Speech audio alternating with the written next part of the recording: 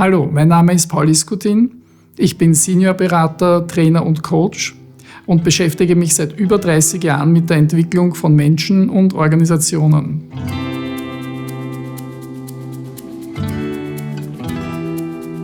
Wie bin ich dorthin gekommen? Eigentlich bin ich ja ganz woanders gestartet, nämlich mit einer technischen Ausbildung. Und als ich dann auf der TU studierte, jobbte ich auch als Techniker bei der AKG. Das war ein renommiertes Unternehmen für Akustik. Und mein Vorgesetzter, der Entwicklungslaborleiter, hatte immer wieder Probleme mit Budgets, mit den Kaufleuten in der Firma. Und der war immer sehr verärgert, wenn er von Besprechungen zurückkam und hat mir eines Tages gesagt: Herr Iskutin, inskribieren Sie irgendwelche Vorlesungen auf der WU, damit Sie in Ihrem Leben als Techniker leichter mit den Kaufleuten auskommen. Und gesagt, getan, das habe ich gemacht und ich bin dort auch gleich geblieben.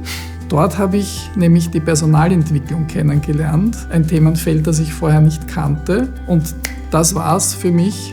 Das hat mich total interessiert, weil da war der Faktor Mensch so wichtig, der mir auch wichtig war, und dann ist eigentlich alles recht schnell gegangen. Gleich am nächsten Tag nach dem Studium eine interessante Arbeit in diesem Thema, 7 Jahre später selbstständig bis heute. Warum ich so in diese Rolle des Integrators und Übersetzers auch hineingekommen bin, weil ich mich da auch wohlgefühlt habe und weil ich glaube, das auch gut zu können. Und das hat einen Hintergrund schon in meiner Kindheit, weil ich auch Integrator und Übersetzer zwischen 2 Sprachen war, auch zwischen 2 Kulturkreisen, die noch dazu von der Geschichte auch sehr belastet waren durch die Geschehnisse nach dem Zweiten Weltkrieg und auch in der Zeit durch den Kommunismus, der geherrscht hat, auch eine große Spannung zwischen Bevölkerungsgruppen war. Und das habe ich auch auf eine ganz natürliche Art und Weise scheinbar mitbekommen, wie man da tun muss, um zu unterstützen und auch gemeinsame Lösungen zu finden. Darin habe ich eigentlich meine Berufung gefunden, andere dabei zu unterstützen, gemeinsam Bildabgleiche zu machen und vor allem in Situationen, wo sie selber auch gar nicht weiter wissen, genau dort anzusetzen und es dann doch gemeinsam zu schaffen.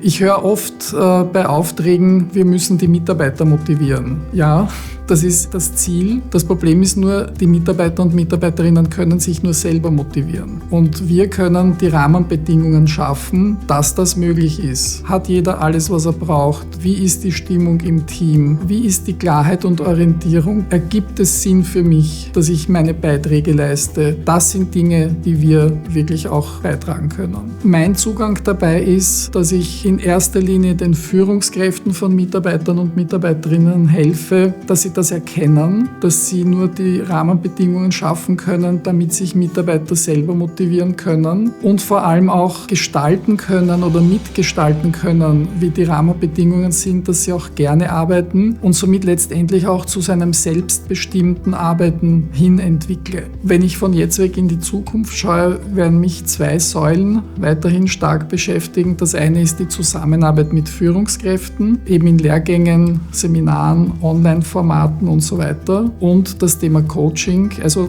noch eine vertiefendere Arbeit mit Menschen gemeinsam, wo wir jetzt auch mit meiner Frau und anderen Kolleginnen und Kollegen gemeinsam eine Lebens- und Sozialberaterausbildung machen. Ja, jetzt habe ich einiges über mich, meinen Werdegang und auch was ich tue erzählt. Wenn da etwas dabei war, was bei dir resoniert hat, dann würde es mich sehr freuen, wenn wir uns kennenlernen.